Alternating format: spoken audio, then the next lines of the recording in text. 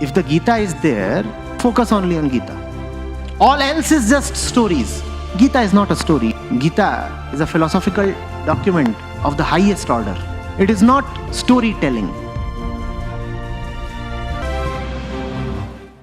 So this has been a phenomenal journey. Thank you so much, Acharya Ji, for reinforcing so many of the points that I struggle with as I communicate and teach my students. So many of these questions that have been put to you, and you have answered them so much in depth and absolutely on point. That I'm really, really pleased that we were able to engage in this way today. So one or two other things that are left for us to talk about, if we may. One of them is, this issue of religion versus spirituality. It's a big issue. But I want to put it as a policy challenge. There are two big things in my mind that I'd really like. But before we run out of time, I'd also like for us, if it is possible at all, to have a follow-up one-on-one conversation in the context of our teaching and research. We will benefit tremendously from your deep insights. So that's one thing on the side. So if your colleagues who, work with you can help us with that, I appreciate that. But the question here is, the way I put it is India today too religious to be spiritual? Well, you know what I'm getting at? Yes, it's divisions along religious lines. Compared to the lofty spirituality that India's history has. Right. In fact, you have put it quite succinctly. You can definitely say India is just too religious to be spiritual. And that's also my everyday experience. People who come from overtly religious backgrounds, it is more difficult to teach them. It is more difficult even for them to listen without prejudice and internal interference. Whereas people who come from very normal, irreligious backgrounds, even atheists, they are far more receptive, and their listening is less corrupted, less filtered. It's a travesty, because religion is supposed to be the entire ecosystem that turns one spiritual.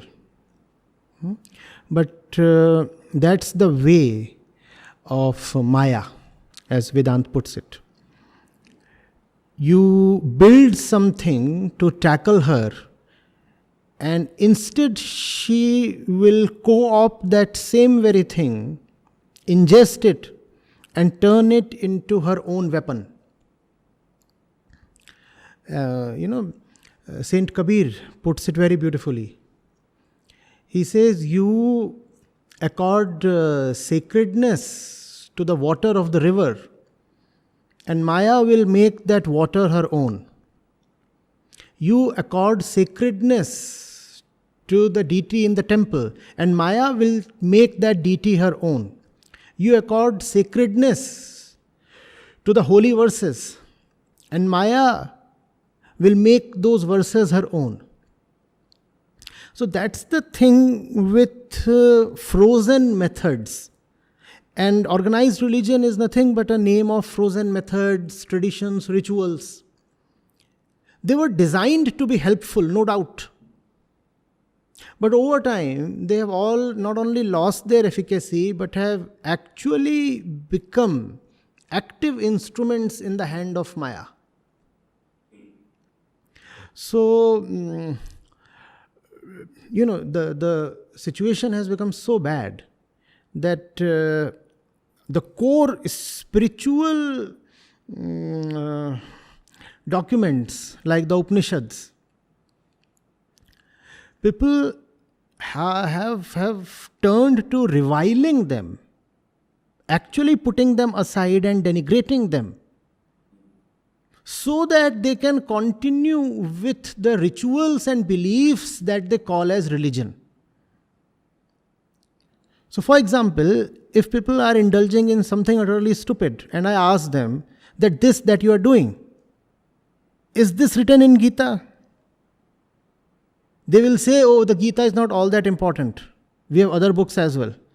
And even if it is not written in Gita, it's a ritual we follow, and our rituals, that's what's implicit in what they're saying. Our rituals are more important than Gita. No, that's utterly shocking. I ask them, yours is, when I'm talking to Hindus, let's say, yours is a Vedic religion.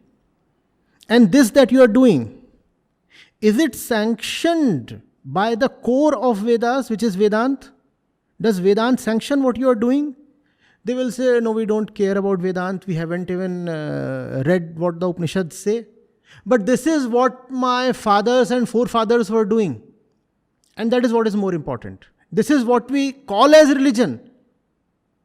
So this kind of cultural nationalism is emerging. Not only nationalism, cultural jingoism of all kinds, of which one manifestation is nationalism. And religion has become another name for the popular low-level culture. So whatever we do in the name of religion, whatever we culturally do in the name of religion, that is religion. And that is the popular consensus. Spirituality, well, that is something we are not interested in. So you are very right when you say that today religion and spirituality are at odds with each other. And that's the most important battle that needs to be fought today. Of bringing out the primacy of spirituality over religion. Otherwise, one very disastrous thing that is happening is that people, especially the young people, the intellectual people, they conflate religion and spirituality, and because they do not like what they see in the name of religion, they go away from spirituality as well. Because they do not like all the rioting and hooliganism in the name of let's say, the Hindu religion. They totally discard the Upanishads as well. Because they do not like the caste system that's prevalent in the Hindu fold.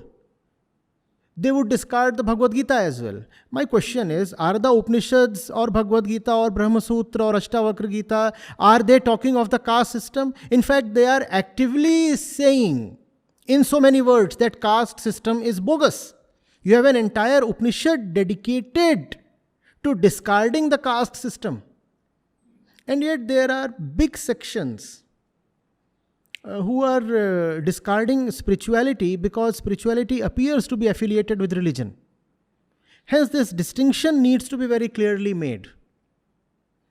That the religion that these people are practicing is not religion. In fact, they have sabotaged the word religion. And this word needs to be liberated from their fold. Otherwise, there needs to be a new stream, and that's what the Buddha had to do. Because the priestly class of that time had totally monopolized religion. Therefore, he had to come up with a new stream of his own, which was nothing but essentially the spiritual core of the existing religion itself. That's right. But he had to give it another name because the existing religion had been totally monopolized. Maybe that is the need of the hour. Either refinement from within or an outgrowth outside.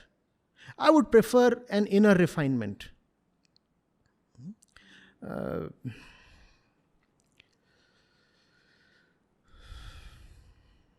This is indeed, I think, like you put it, the need of the hour. When I started this center at the O.P. Jindal Global University, this was the vision and the challenge. It's both a vision and a challenge. I looked at the, the lofty wisdom, the spirituality that India had. And I look at India today and I see the divide. And I ask myself, one, we have to find a way, and I hope if we can join forces with other like-minded people and organizations, we can hopefully make some progress. But a bigger, more positive question that comes to my mind is, can India lead a new renaissance in the world, building on its lofty philosophy, essentially Advaita Vedanta, and lead us to a new way of doing economics, a new way of politics, a new way of public policy, to a world that will be the world so many of us hope for. And if not us at this generation, our children hope for. You know, a world with more equity, sustainability, prosperity, less conflict, and so on. That world. My hope is that the answer to that question might be yes, but I might be completely wrong. I'd like your thoughts. You see, India is just too big, and therefore I'm afraid when we say, can India lead a revolution, it becomes a bit hazy, because India will contain just so many diverse, even opposing elements and streams at all times. We are talking of 1.4 billion people. Maybe there would be awakenings within India, forces from within, streams from within that can show the way to the entire world. But as a patriot, if I imagine a situation where the entire Indian political country has awakened, I find it difficult. Still, we can have powerful movements of awakening starting from within India. And I hope that first of all they get success within India. But what I realistically see is that even if such a movement starts from within India, it has a greater chance of succeeding abroad. Because as you said, India is just too religious. I really share your hope, but realistically, I do not see the first successes coming from within India. So, as far as the initiation of such a movement or such an awakening is concerned, chances are very high that something can happen from within our nation. Chances are very high. But what I also see is that more success in terms of its expansion and acceptance will come from abroad. And what would rather happen is that once there is success abroad, then Indians will probably queue up to follow. So, my heart really wants to agree with you, and that's the reason I have continued to work in this country. I could have taken the decision to shift my base to other places where conditions are much more supportive. And I too want things to happen here in the first place. But because I have been trying since over a decade now, so I know how difficult it is to deal with a mindset that's frozen in time, that has become a hotbed of all kinds of confused notions. And not that abroad it is going to be much better, but at least the Renaissance destroyed some of the most stupid beliefs there. India never had a Renaissance of that kind. So even the worst kinds of beliefs continue to prosper in the mind here.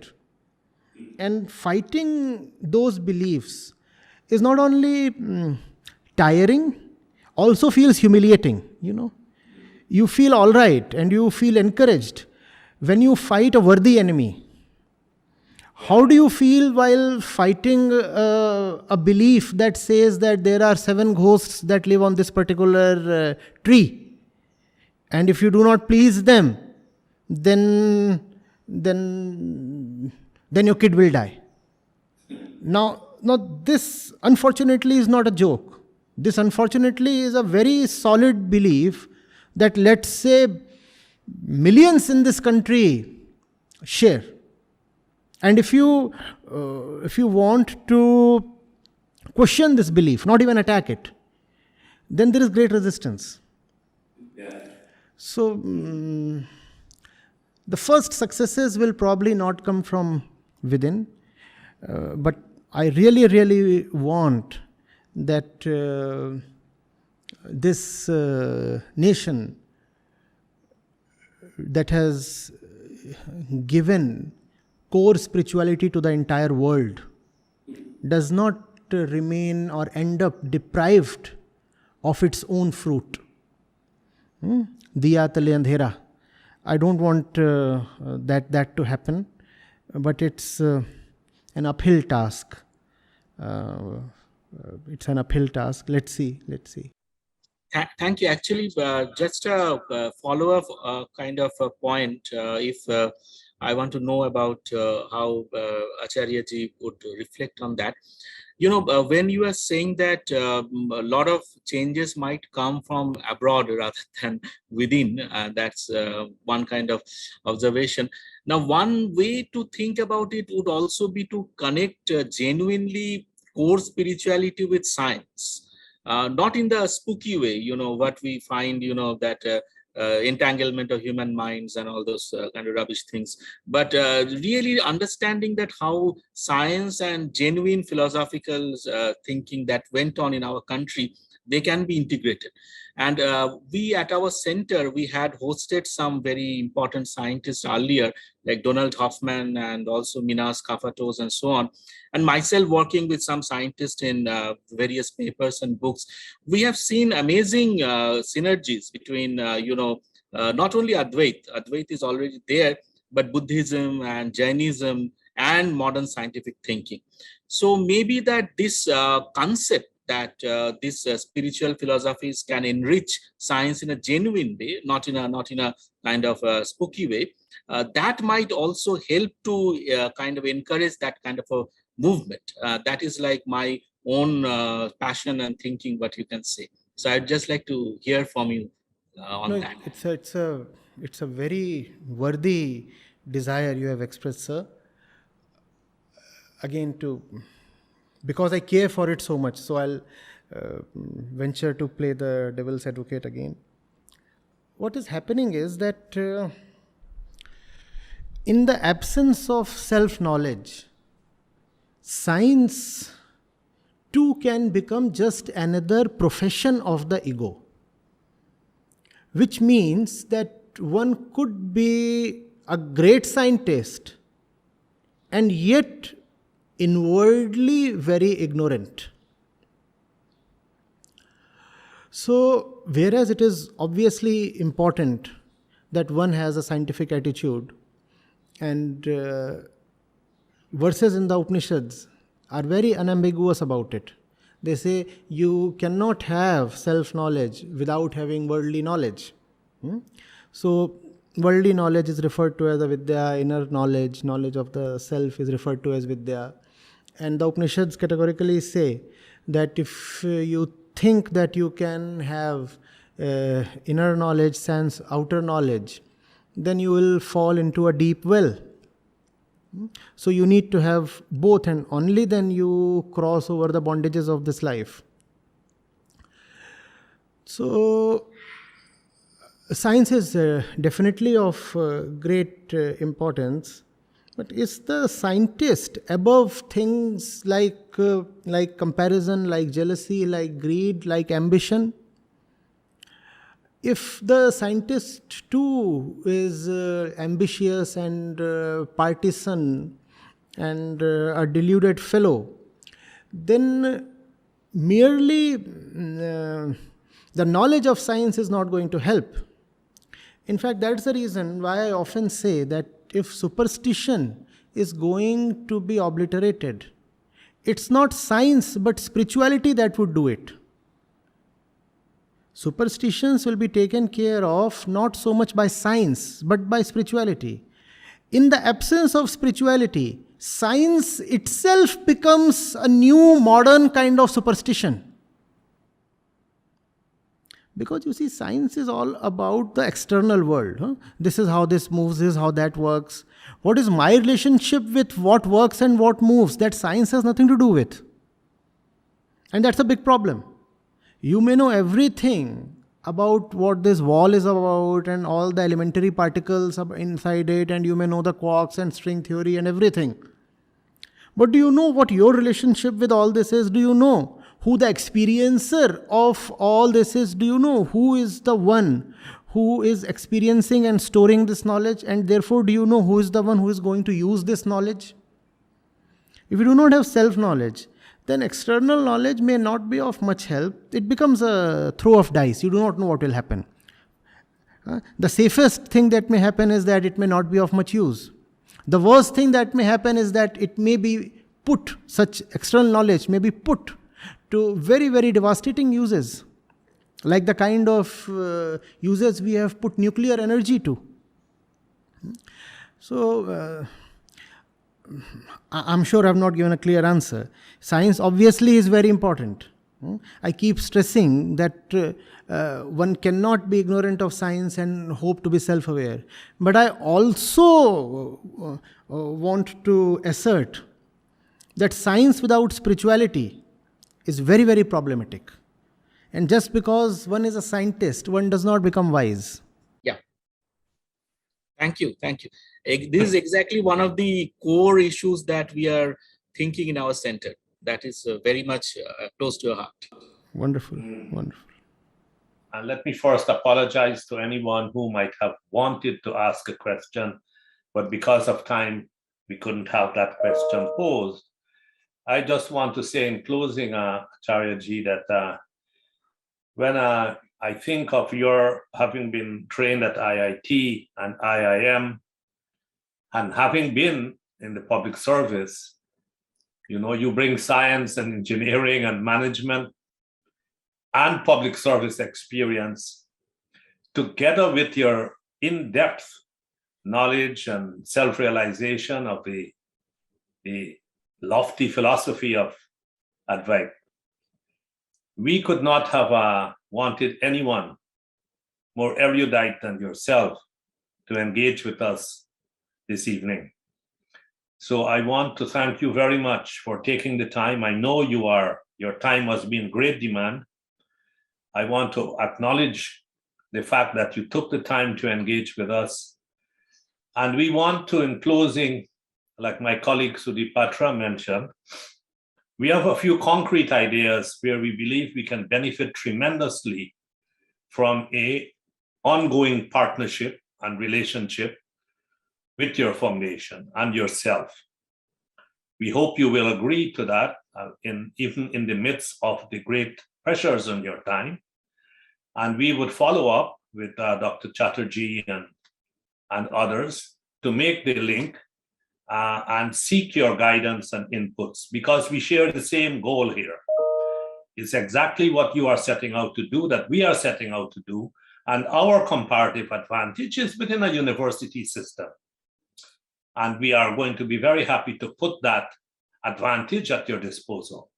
There are also, of course, as a university, many disadvantages, and we hope to overcome that with a kind of partnership that we can have with your foundation. So today, this is the beginning at this point, I hope, and not the end. It's just the end of these 2 hours we have been so fortunate to have with you. So let me thank you again and thank all your colleagues who helped to organize this. And let me acknowledge as well all my colleagues both within our own school, but within other schools that might have been present, as well as others. And we look forward to an ongoing collaboration. Thank you very much. Thank you, sir. I thoroughly enjoyed the whole conversation, and I'll thank you and all the participants. And I really do look forward to an association, even a collaboration going ahead. Thank you so much. Okay, bye-bye now. Bye to all. Bye.